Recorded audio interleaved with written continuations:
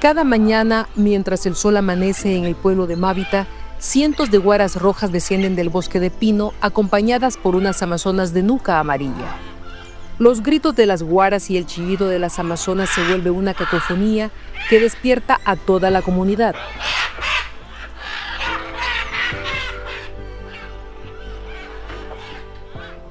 Estas aves regresan cada día a un lugar especial, el Santuario de Vida Silvestre, donde fueron rehabilitadas tras ser rescatadas de traficantes.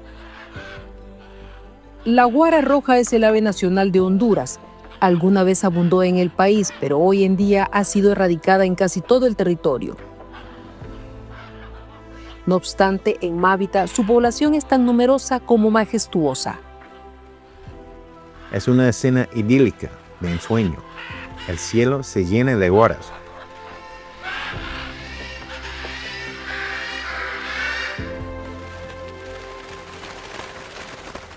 Pero el peligro acecha en la sombra. Las personas que trabajan en el santuario han enfrentado amenazas e incluso un intento de asesinato por sus esfuerzos en proteger la vida silvestre.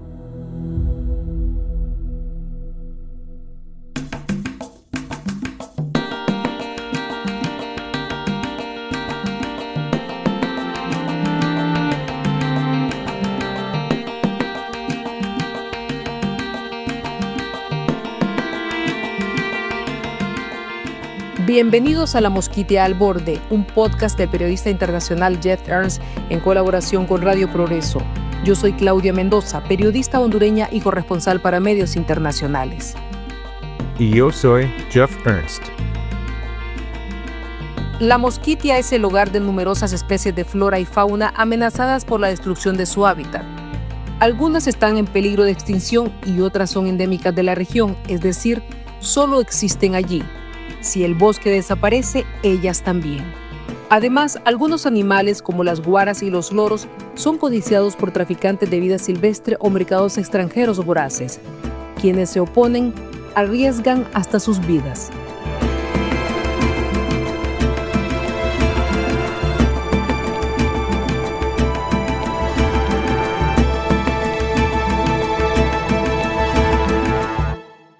Episodio 5. El grito de la guara.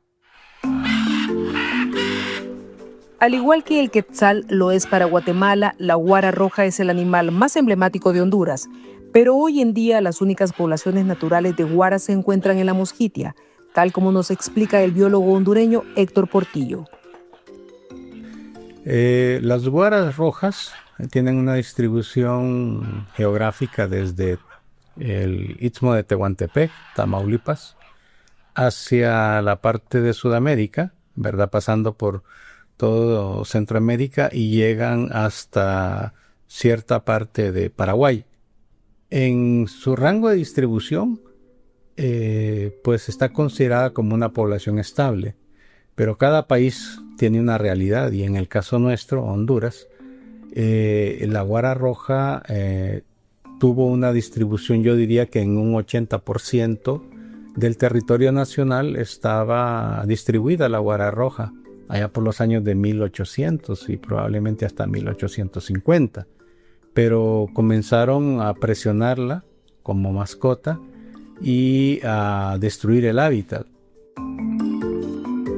Los pueblos indígenas usaban las plumas como parte de su decoración y las intercambiaban como objetos de valor, pero de una manera sostenible, que no afectaba a las poblaciones de guaras.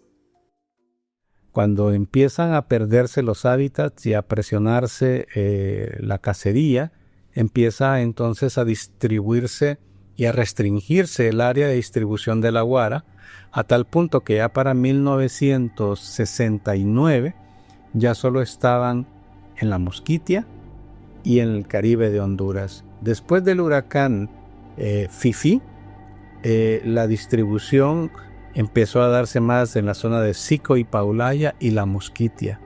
Eso fue como en 1974. Para 1983 ya la guara roja estaba exclusivamente en la Mosquitia. La distribución natural solo era ahí. Y eso fue por la pérdida de hábitat de algunos fenómenos, pero al mismo tiempo por la presión. Entonces la Mosquitia se volvió como el último reducto hábitat para la guara roja. Hasta 1990, el gobierno de Honduras permitió su comercialización legal, lo que resultó en la exportación de aproximadamente entre 100,000 y 150,000 individuos. Para el año 2001, 2002, empezamos a hacer conteos en algunos sitios y encontramos que todavía había en Patuca, Tahuaca, Río Plátano y las montañas de Guarunta y las sabanas de pino de Rujrús. Y comenzamos a darnos cuenta que el sitio que estábamos monitoreando, que era la zona de Rujrús, la población empezó a decaer para el año 2010 de una gran cantidad de guaras que nosotros observábamos y comenzamos ya a contar. Solo contamos para el 2010 50 parejas. Y la gente empieza a mencionar que ya no miran tantas guaras. Rujrús es una comunidad aledaña a Mávita, donde se ubica el santuario. Ambas están ubicadas a orillas del río Rujrús, que conecta con el cercano río Coco y la frontera nicaragüense. Pero siempre la única población silvestre en estado libre estaba en la Mosquitia y estaba declinando porque el tráfico, cuando se prohíbe que ya no se sigue exportando, los locales siempre quedan con la costumbre y la cultura de buscar guaras para venderlas, igual que las roras nuca amarilla y otras especies. Y aun cuando se prohibió, siempre lo seguían haciendo. Y eso aumentó bastante la presión de la guara. Del lado de Nicaragua también se legalizó el poder tener criaderos, ¿verdad? Entonces, ¿qué es lo que hacía la gente? Iba al lado de Honduras, sacaba las guaras de Honduras, las llevaban a los criaderos de Nicaragua y decían que habían nacido allí y por lo tanto que se podían vender. Eso para mí era como un lavado de guaras, le decía yo. La supuesta participación de algunos militares agudizó la situación. Había mucha demanda. El batallón, el Mocorón, por ejemplo, muchos de los oficiales tienen un montón de guaras en sus casas y hacemos un inventario de las guaras que hay en las casas de los oficiales. Le aseguro que hay más que en el zoológico, que en la misma Mosquitia. ¿Qué sucedía? Muchas de las guaras se les llevaban a los militares que las podían pagar y ellas en los aviones, como no eran registrados, los traían hasta Tegucigalpa. Mientras tanto, la demanda internacional siguió creciendo, en particular desde países como China. Entonces, las rutas de tráfico eran hacia Nicaragua, hacia la zona Patuca, y de zona Patuca llegaban al Paraíso y del Paraíso o a Choluteca y pasaban para El Salvador. Muchas de las guaras y de los citácidos fueron decomisados en Pavana. Y por eso sabemos la ruta, porque conocíamos cuando les decomisaban estas guaras a esta gente, ellos decían, no, venimos de tal lugar. Entonces usaban el río Patuca, ¿verdad? A Nueva Palestina, llegaban al Paraíso, del Paraíso a Choluteca, Choluteca Pavana, Pavana El Salvador. Del Salvador no sabemos. La otra ruta que utilizaban eran que salían y tenían, todavía hay una familia acopiadora, acopia en Mocorón, y ellos llevaban a través de los diferentes canales hasta Palacios y de Palacios eran llevadas a La Ceiba. Esa es otra vía. Otra vía era de Mocorón, las llevaban a Puerto Lempira, Cauquira. Una vez en Cauquira, los barcos pesqueros de Jamaica, de las islas de la Bahía, las llevaban a islas de la Bahía, a islas Caimán y hasta que la isla de Jamaica. Entonces, esas eran las rutas ilegales, ¿verdad? Muchas de esas, una vez que llegaban a esos sitios, agarraban para España, para Estados Unidos, para la India, para Australia.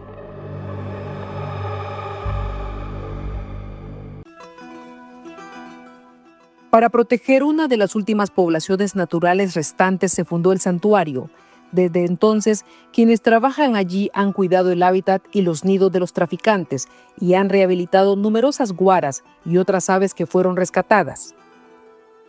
De 10 nidos que teníamos, pasamos al 2019 a 154 nidos cuidados.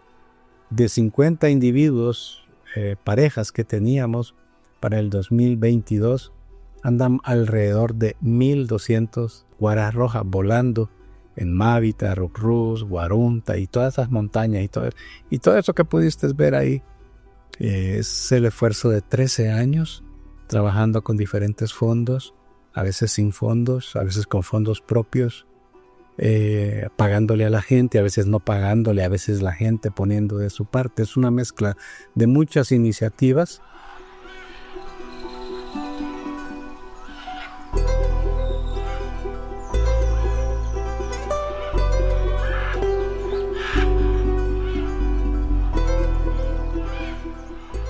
En abril de 2023 visité al santuario para hablar con la gente que está en la primera línea de la protección de la flora y fauna. El santuario cuenta con varias casas de maderas elevadas sobre postes donde visitantes, turistas o biólogos pueden hospedarse bajo la sombra de pinos altos. Al lado hay unas jaulas amplias para las aves que se encuentran en proceso de rehabilitación. En el momento de mi visita había varias guaras rojas, unos loros de copete amarillo y hasta una guara verde. La guara verde es altamente amenazada, con un estimado de entre 500 y 1,000 adultos restantes. La población más grande de Honduras se concentra en los bosques húmedos de la biosfera del río Plátano. La guara roja, en cambio, prefiere los pinos, como los que rodean Mávita, donde anidan en las cavidades de los árboles.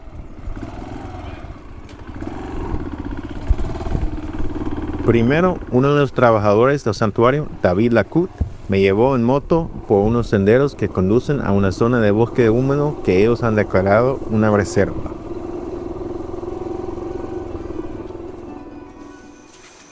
De ahí caminaron hasta llegar a un río donde se subieron a un cayuco.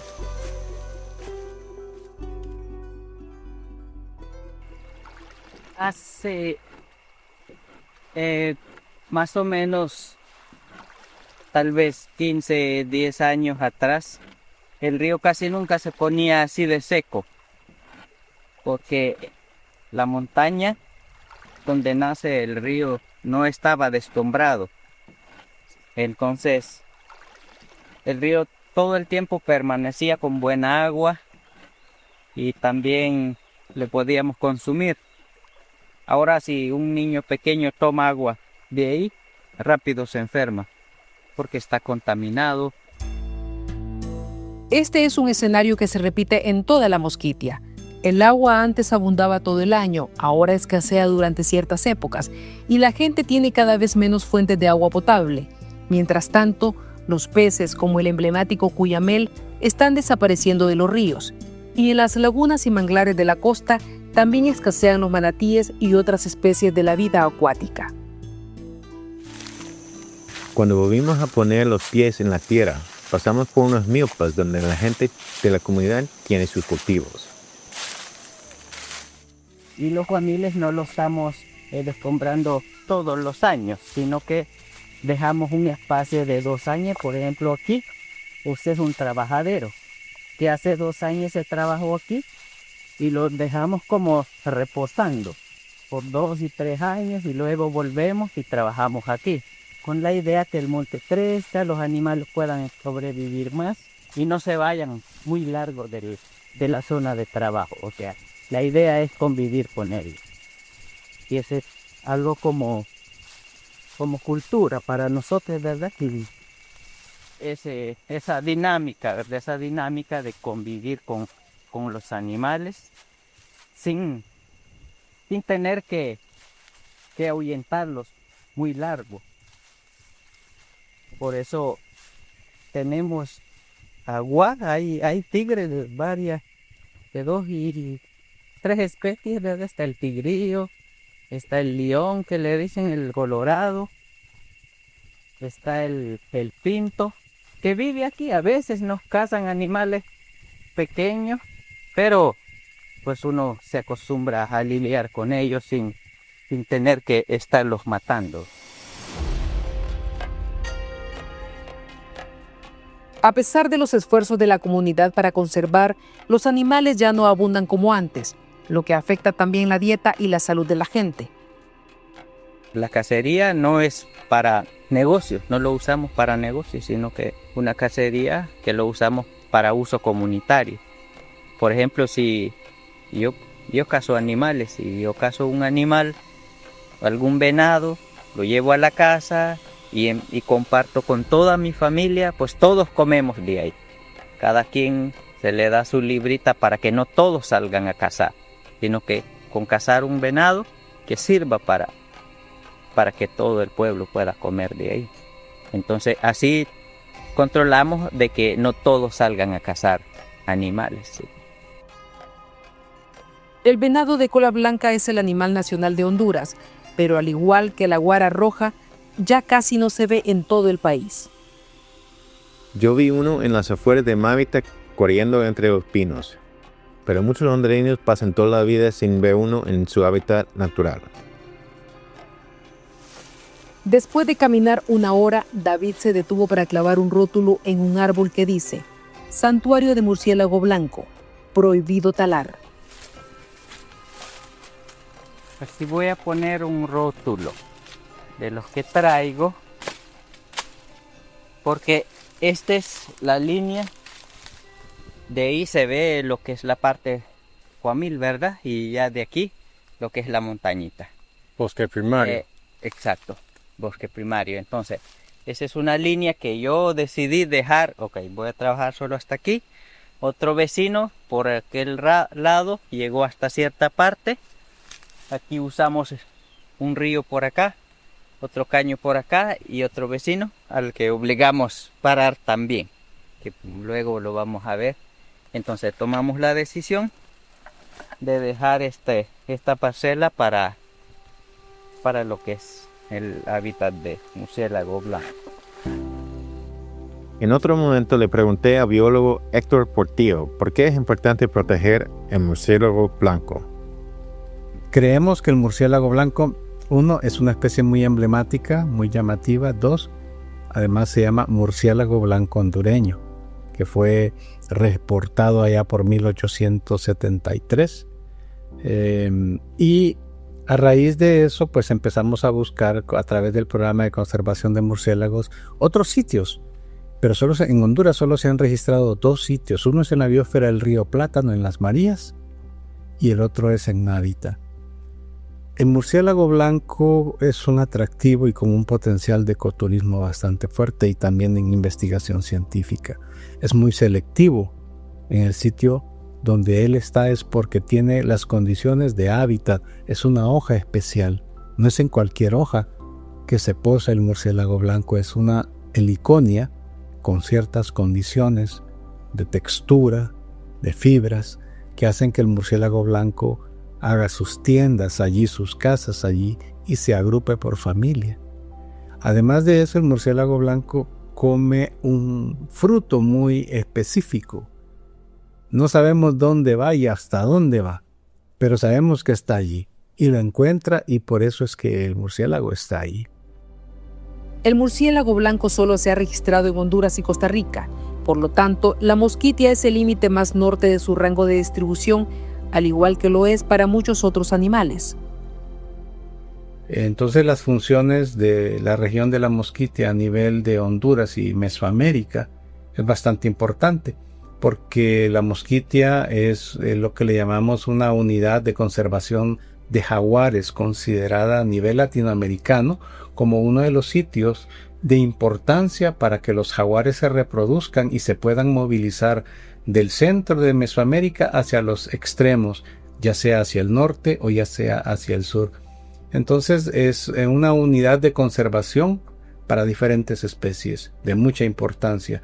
También es muy importante porque muchas de las especies que venían emigrando evolutivamente de Sudamérica hacia el norte llegaron hasta la mosquitia, no pasaron más allá, y esto es una hipótesis, creemos, porque empezaron las transnacionales a romper En los años de 1800, esa conectividad y muchas de estas especies que eran arborícolas, como los osos perezosos, no pudieron seguir avanzando. Entonces se detuvo esa migración que venían de especies del sur hacia el norte, ¿verdad? Y entre los que podemos mencionar el oso hormiguero gigante, el Myrmecophaga tridáctila, llamado oso caballo, 2 tipos de perezosos, de 3 garras y de 2 garras, y así puedo mencionarle otras aves, ¿verdad? Que llegaron hasta allí, otros anfibios que llegaron hasta allí.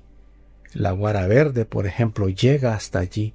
Entonces, en cuanto a la importancia biogeográfica, la mosquitia es el punto más extremo hacia el norte de muchas especies que llegaron hasta allí, ¿verdad? Entonces cumple una función de hábitat para especies que son únicas en Mesoamérica, como por ejemplo ese oso caballo, el murciélago blanco hondureño, perezosos de 2 garras, también el águila arpía, ¿no? Que es otra especie emblemática, llega hasta la mosquitia hondureña. La guara verde y el águila arpía son 2 de los muchos animales de la mosquitia que están amenazados. Otros son endémicos a la región, es decir, solo existen ahí. Si el bosque desaparece, ellos también. Mientras caminamos por el bosque, David también me mostraba algunas plantas y me explicaba su uso tradicional. Ese se lo comió una guatusa. Y el árbol es muy bueno para madera. La semilla es medicina, también comida para los animales. ¿Medicina para qué? ¿Para El aceite que se está sacando ahora se está usando para granos, para ahuyentar mosquitos. O sea, sirve como repelente para usarlo diario, ¿verdad? Sirve como crema para protegerse del sol, y en otros casos pues se ha usado en animales pequeños, por ejemplo como el perro cuando tiene sarna, karate, entonces con eso se cura también. Luego acompañé a David y su primo Wesley Lacout mientras realizaban un patrullaje de los nidos. Entonces cuéntame un poco de los trabajos que hacen como de vigilancia de los nidos. El monitoreo. Monitoreo, sí. Si el monitoreo es solo para observación, tenemos registrados varios nidos y para confirmar uno están los patrulleros, los vigilantes. Ellos, en el tiempo de que ellos están buscando ya los nidos, los patrulleros monitorean todos los nidos a ver qué actividad hay con las guaras, si están visitando los nidos o empiezan a anidarse ahí. Y los patrulleros llevan un control. Ellos dicen más o menos probable que este nido, decimos probable porque los padres permanecen ahí hasta uno hay que observar de noche a ver si duerme ahí. Si ellos duermen en el nido es porque están incubándose ahí, nosotros decimos probable, pero ya cuando escalamos y vemos los polluelos o los huevos, y ahí confirmamos 100% activo. Ya de ahí más permanente, más observación con los polluelos por los saqueadores. Hay saqueadores de huevos. Si estás visitando este nido, probable que haya huevo o ya haya polluelo. Y si llegan los saqueadores de huevos, van a escalar. Si hay huevos, los van a llevar. Si vienen los otros que llevan polluelo, también es peligro. En años recientes se ha visto un cambio en el periodo de incubación. Como dijo mi primo, creo que es por el cambio climático. Los nidos, cuando ya empiezan a secarse por dentro, cuando no hay mucha humedad, ellos ya empiezan a limpiar, a acomodarse. Cuando está demasiado húmedo, y ellos no se meten ahí. Y con los polluelos también, cuando hay mucha lluvia, también hay mucho fracaso, hay muchas víctimas en los polluelos. Se mueren bastante por la lluvia. Cuando se inunda los nidos, se mueren los polluelos cuando están recién nacidos. En el pasado, los polluelos de las guaras rojas generalmente ya volaban para finales de mayo, pero el año anterior, algunos volaron hasta agosto. Es durante este periodo de incubación que llegan los traficantes de fauna. ¿Y ustedes han encontrado personas saqueando los nidos? Sí, muchas veces, sí. Muchas veces. Sí, pero sí realmente se ha topado en muchas ocasiones con gente que están saqueando los nidos, sí. Con los saqueadores hay bastante problemas, sí, demasiado. No solo saquean, sino que nos amenazan también, amenazas de muerte y todo. Honduras es uno de los países más peligrosos para los defensores del medio ambiente. Hace unos años, Wesley y su padre fueron emboscados en la carretera de tierra que va de Mávita a Puerto Lempira. Sí, el año pasado tuvimos un atentado del retén militar a una entrada, a un desvío de una comunidad llamada Rondín, cerca de ahí. Nos hizo una ráfaga, pero gracias a Dios no nos pasó nada, estamos con vida. Cuando volvimos a la comunidad, me explicaron el proceso de rehabilitación de las guaras. Aquí es para poner la comida, las guaras aquí. Aquí le pone la comida a los que están afuera. Mire, normalmente aquí se mantiene adentro así. Lo que viene así decomisadas, lo enjaulan así para revisarlo. A veces viene estresado, a veces con las plumas cortadas y a veces uno hay que manejarlo. Hay que quitarle las alitas cortadas, las plumas cortadas, esas hay que sacarlo. Pero eso no se saca de hoy a mañana, sino que eso se saca con tiempo, con proceso. Quizás una semana saca otra, 15 días otra, para que se recupere, para que puedan volar, para que vuelvan a tener otra vez las plumas, las alitas. Si no se sacan las plumas cortadas, no crecen nuevas. Una vez que vuelvan a volar bien, son liberadas, pero muchas veces no van muy lejos, al menos al principio. La comida es el problema para ellos. No se pueden adaptar muy rápido a las comidas que ellos pueden conseguir en el bosque. Entonces prefieren pasar tiempo aquí esperando que le den de comer. Sí. Eso también es otro proceso, sí. Y como se ha estado liberando aquí cerca del pueblo, casi nunca se van, todo el tiempo están acá. Sí, entonces la estrategia que se está buscando es liberarlo un poco más fuera de aquí del centro, para que ya se puedan adaptar obligatoriamente, pues. Aunque algunos tienen sus nidos lejos del santuario, siempre vuelven para desayunar y socializar. Idealmente, el santuario estaría alejado de la comunidad para minimizar el contacto humano, pero ahí, entre la gente que los cuida, están más seguros. Estamos trabajando bastante, visitando, monitoreando. Un área tenemos específica, un área marcada, donde tenemos límite con los terceros ganaderos que viven por allá. Y la meta es conservar la vida silvestre, lo que resta. Porque si no tomamos la decisión de conservar la área donde tenemos marcada, la vida silvestre se va a desaparecer y mucha fuente de agua se va a desaparecer. Y eso va a afectar a la humanidad, a todos los vecinos, las comunidades vecinas y casualmente a los terceros que están viviendo allá también. Sí, con el fin de conservar todavía lo poco que hay.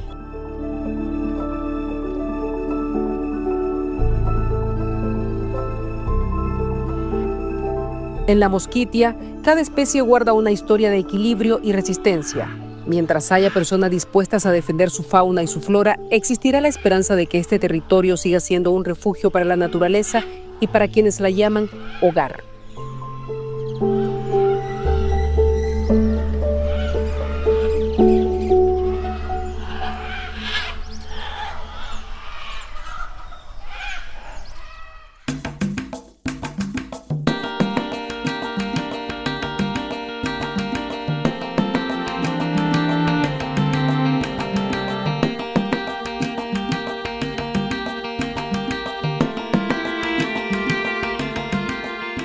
Esto fue La Mosquitia al Borde. En el próximo episodio conoceremos los esfuerzos que buscan enfrentar las nuevas amenazas que ponen en riesgo a la mosquitia y las acciones que pueden contribuir a que este territorio se conserve para las futuras generaciones. Gracias por su sintonía.